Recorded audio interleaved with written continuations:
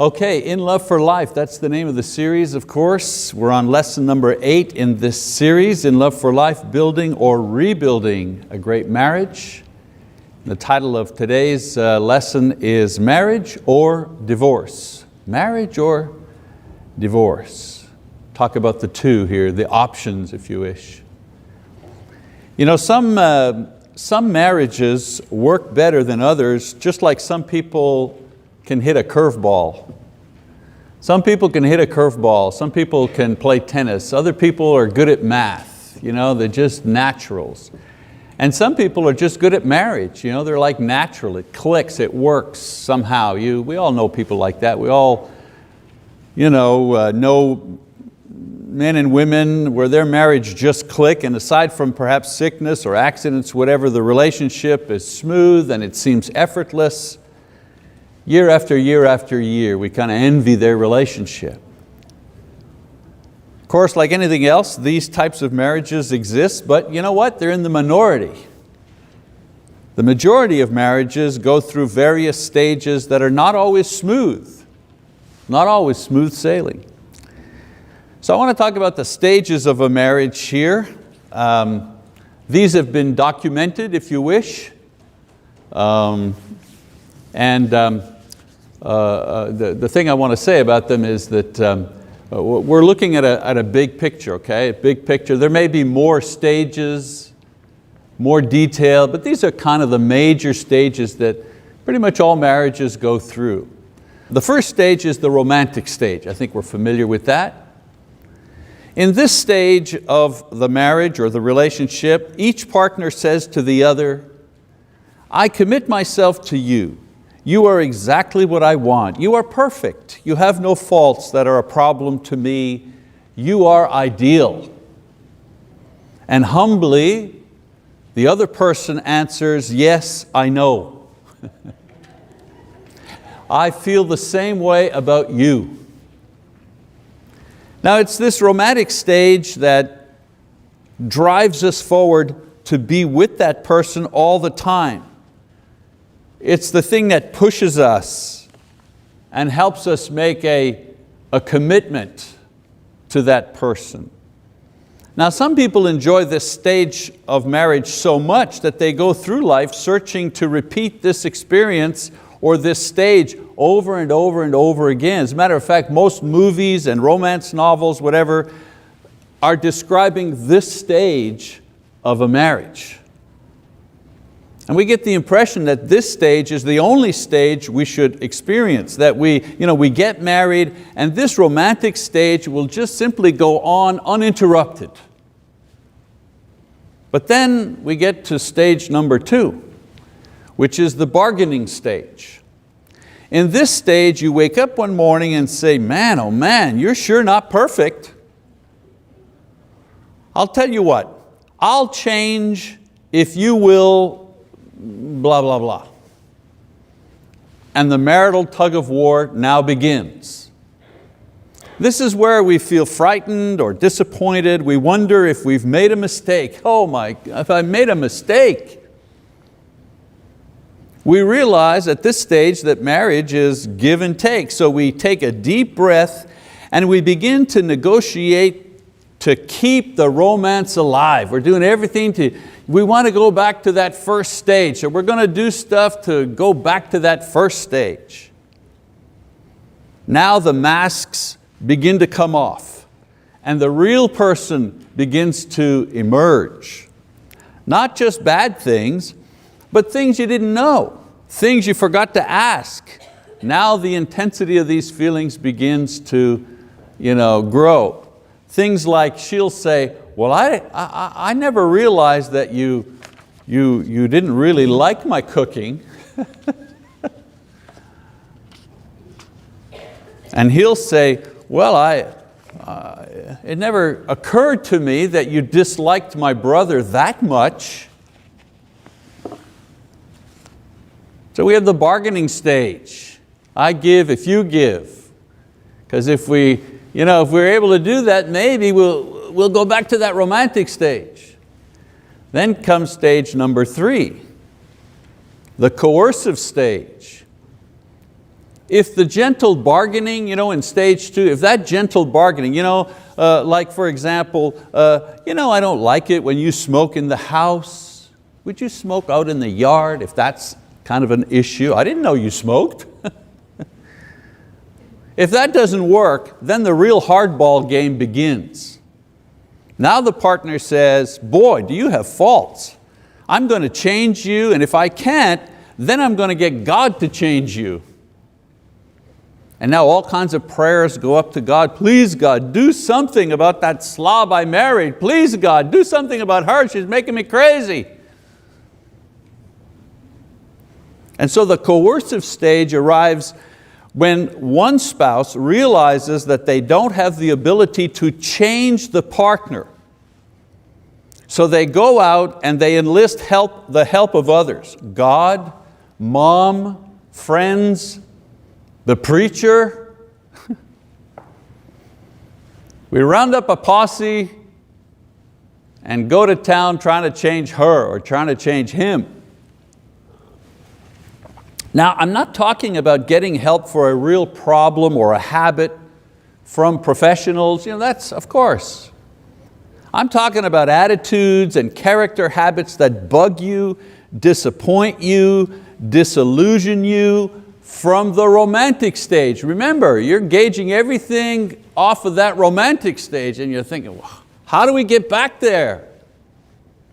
So then we get to the desperation stage.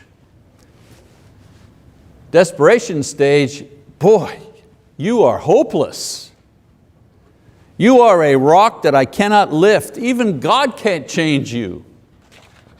There's no use trying anymore. I want out. If not in reality, certainly in my head. When we get to the desperation stage, people are thinking, I give up because you cannot change. Hopefully, by this point, you will get help. And you may reach this stage. And this stage is the acceptance stage.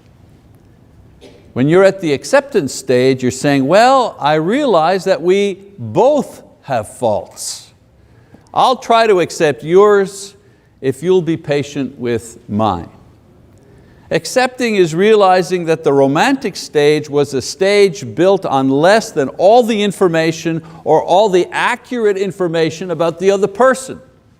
That's why it's the romantic stage.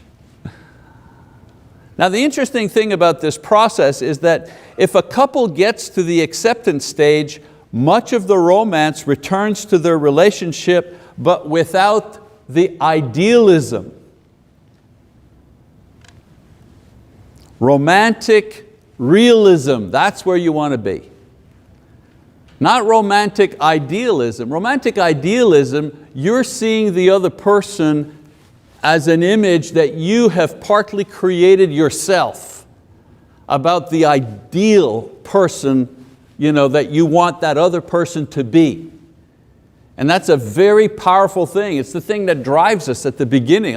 I can't stand not being with him or with her. I got to be with her 24 hours a day, Why? Because how else do you describe being with perfection? And the feedback you're getting from the other person is, you're perfect too. Where's the problem here? But where you really want to go is romantic realism. A romance that is based on what is real, not what is made up or idealized. So as couples go through the stages, these type of emotions, the question always surfaces, as they go through these stages, especially the rocky ones. Do I stay married or do I just get a divorce? Now if we think we've made a mistake, if we think the other person will never change, we begin to believe that they're impossible, then the divorce option seems like an easy and effective stage.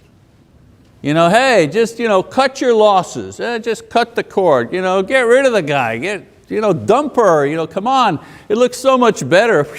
All my headaches are coming from her or from him, so if I just snap it off, it'll all be better. I'll just take a deep breath.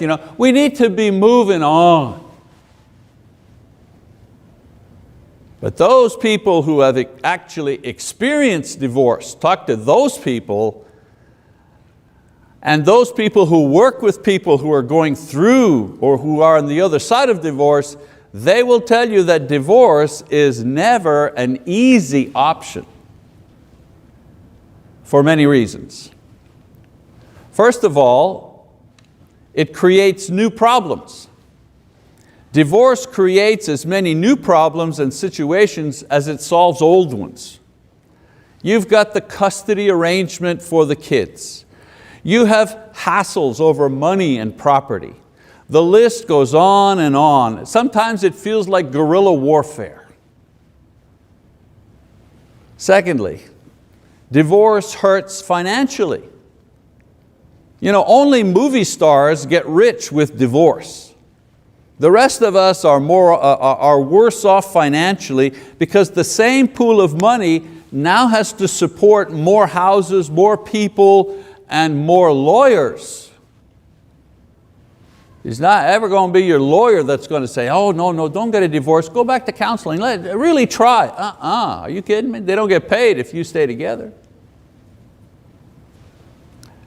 Divorce also hurts us emotionally. Divorce gets the partner out of your house, but it doesn't get them out of your life. They're there emotionally through memories and family. They're there financially. They're there socially through your friends at weddings, funerals. They bring their new partners with them into your life, and sometimes you have to deal now with the new partner. Imagine having to deal with the new partner as the new partner is raising your children. And you got to ask somebody you don't even know if you can visit your daughter. Think about that for a second. Divorce also hurts spiritually. Because divorce is a sin, it creates guilt, and guilt is a heavy burden on the soul. Unlike other sins, divorce is the type of sin that's not easily remedied, and the guilt, even after the person asks God for forgiveness and receives forgiveness, divorce is not the unforgivable sin. I know some people have taught that, but it's not. Divorce, like any other sin, you ask God, He forgives you, yeah. The problem is, it still hurts long afterwards. Long after you've been forgiven, it still hurts. Even those who are the victims in a divorce, the innocent spouse or the children, for example, even they feel guilty about the experience. And after they're unable to shake this feeling of low self-esteem and anger and sorrow and resentment, it just hangs on forever and ever and ever. In my experience, it's kind of like the worst. I know people have been divorced 25 years, 30 years, and they've remarried and now they have a good relationship and blah, blah, blah. Everything is great. And when you scratch the surface a little bit and you just go down, they still feel the pain from that thing that happened 25, 30 years ago. And of course, divorce hurts socially. The movies, sometimes they show divorce in a kind of a glamorous light. I remember there's an old movie called First Wives Club where the women were getting even with their no-count husbands, ex-husbands, and the girls were having a good time, or divorced guys getting back into the single scene, a lot of women, fun. Nowadays, they even have a thing called divorce parties. Imagine, you used to have a shower for a wedding or a wedding party or something. Now they're divorce parties. Once your divorce decree comes through, a big party, come on, let's go, let's have some fun. But reality shows a much different picture. Women who are struggling alone with children to raise, with little energy to date, let alone find another mate. And immature men repeating the cycle of shallow relationships, regretting the loss of their families. That's another thing I've found too. Some old boy, steps out on his wife, messes everything up and so on and so forth. Boy, once he's gone around the divorce cycle, 2 years, usually he's thinking, maybe I shouldn't have done that. Look what I threw away. Wow, I had a wife, I had children, I had a family, yeah, we had problems, but my life now is not any better than it was then. I should have, tried harder. Well, yeah, too late now, buddy.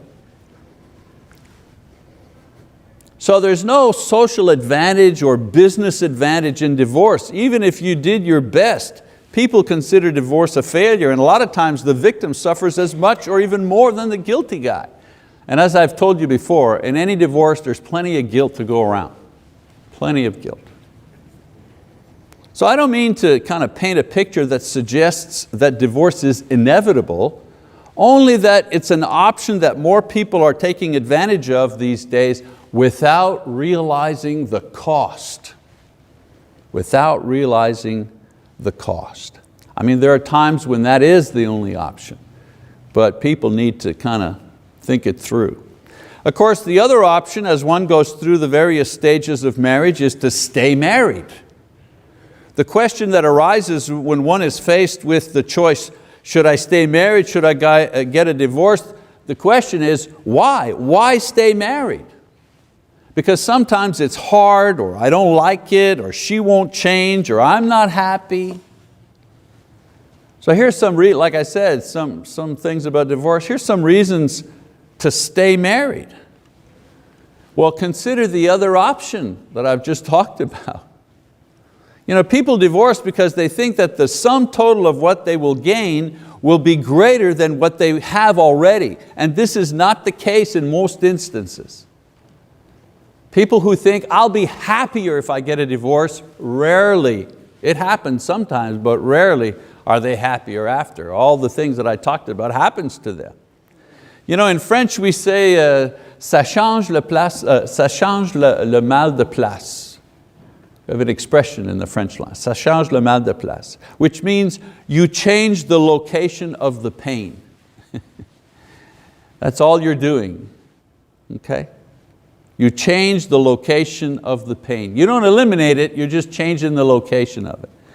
Obviously for some people, divorce has turned out perhaps to be a good thing. You know, an unfaithful or abusive mate has left, and after the pain, you're able to start over again. But divorce is not always this clean or this easy. A lot of times it's better to heal the pain altogether rather than shifting it around. Number two, well, we know as Christians, God hates divorce. Malachi chapter 2:16. You know, sexual sin and divorce are condemned by God. Hebrews 13:4. Those who have no faith, those who have no fear of God, no desire to please the Lord, they don't consider this idea. And they'll be judged because of it. And their conscience secretly suffers because of it. You know, counseling offices are full of people dealing with guilt, and they don't understand why they should feel guilty. Well, innately, human beings have a sense of ought, what we ought to do and what we ought not to do. Even if we don't believe in God, we still have that innate sense of what we ought to do and what we ought not to do. And if we violate our conscience, if we violate a covenant, whatever, we feel guilty about it. For us as Christians, we come to the throne of grace and we ask God, forgive me, I blew it, I messed up that whole thing, please forgive me. And we know that He forgives us. But if you don't believe in God, where do you go for that? You don't go anywhere, you just carry it with you all the time. So Jesus condemns those who divorce in an unrighteous way, Matthew 19, Mark 10. Suffice to say that God hates divorce because of the broken promises and what it causes. It causes sorrow and guilt and sadness and all those things. That's why He hates it. He hates it because it harms His children. That's why He hates it. He doesn't want us to suffer.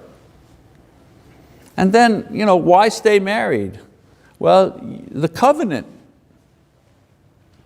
Remember the covenant that you made. Marriage is not just sex or living together or having kids. All these come and go in life. The basis of a marriage is a covenant between two people to remain husband and wife no matter what. And the covenant gives us permission to be one. So God's experience with Israel is the model for covenant. He made a covenant with the people of Israel for better or for worse, that He would be their God and they would be His people. Now historically we saw that Israel had they had both good and bad times with the Lord. During the reigns of David and Solomon, those were the good times. And then of course Ahab and Jezebel, just one example, boy, those were the bad times. But throughout these times, God remained faithful because of the covenant, not because of the condition of the people. He could have squished them at any time. He could have just knocked them off the face of the earth at any time, but He stayed with them because of the covenant. So when we take our wedding vows, what we are promising is to relate to each other just as God related to Israel, because we have a covenant. So the wedding vows would be more realistic, if we stated them in this way. I take you as my lawfully wedded spouse with the full knowledge that you are weak and sinful, as I am weak and sinful in many ways. But despite all of this, I commit myself to loving you and being faithful to only you till death do us part. Now that doesn't sound very romantic. All your relatives are there, and the white, everything is decorated, and everybody's waiting to go off to the banquet, and the flower girls and the maid of honor, all that stuff is there, and then you exchange vows. Well, I know that you're a weak sinner, full of flaws. Not very flowery, is it? But true, but realistic. You're not perfect and I'm not perfect. We'll probably hurt each other before it's all over. But no matter what, I'm sticking with you. And no matter what, you're sticking with me. It's pretty much what the covenant says. So when the covenant is the basis of marriage and there are problems, the couple has a way to work these things out. They can strip the relationship down to the basic covenant and rebuild and repair what needs to be fixed in that marriage. Without a covenant-based marriage, there's no reason to remain married when things go wrong. If you don't have a covenant, if you don't have the basis of your marriage, if it's not the covenant, why stay together?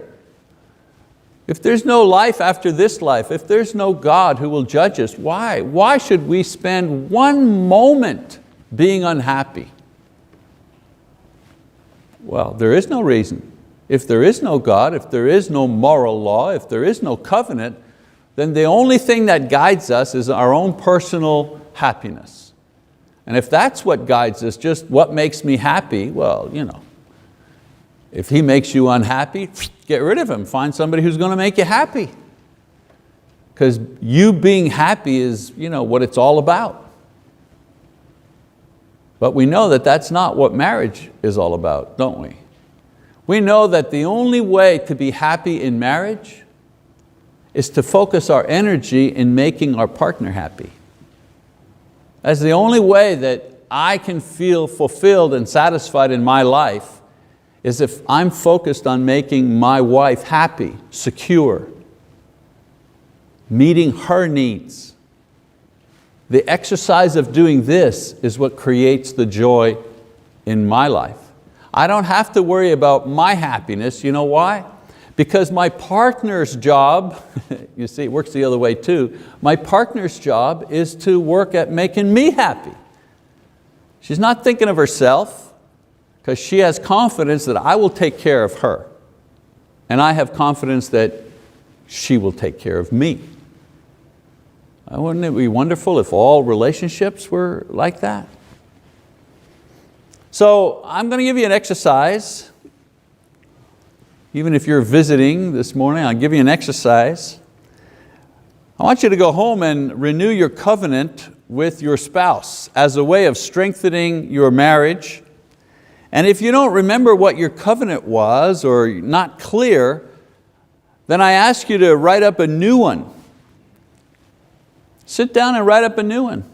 I mean, you sit down and play around on Facebook for an hour looking at whose recipe is being cooked and who had a baby and whatever else is going on, who liked what show on TV. If we can spend an hour doing that, or watching the Olympics or whatever, surely we can sit down by ourselves, quietly, take out a piece of paper or whatever, type. if I were getting married today, what would my vow be? What would I promise? You know, write it out, spit it out, put it down on a piece of paper. And if you already have one of these and you know where it is, find it, go get it, pull it out, take a look at it. Because your marriage is based on that thing there. You articulated a certain promise. One of the things that I do when I officiate at a wedding is that I give to the couple a copy of the wedding service, who prayed or who did what, and if I did a short devotional, I give them the entire devotional typed out so they have that. And also their vows to each other, I get those typed and I give it to them and I say, well, you keep that. Put that with your will, put that with your papers, put that with your passports. That's important paper. And when you're having problems, go get that piece of paper and pull that thing out and take a look at it and ask yourself, what is it that we're not doing? How have we violated this covenant in some way? And if you don't have one of those things, covenants, vows, write them down. Do it now. From here on in, what do you want your marriage to be based on? Somehow it might even be more effective if after so many years of marriage, and if you can't find the original document, if you just sit down and make up a new one, you've got all that experience. What is this marriage? What do I want this relationship to be based on? And you don't need a minister to make vows. If that's what you want, if that's what you're sure that what you want your marriage to be based on for you and for him, then read it to each other and pray together and say, Lord, from here on in, this is what our covenant is going to be. And you'll see that it will guide you in the way you should go. Marriages that are based on these types of covenants are the ones that stand the test of time.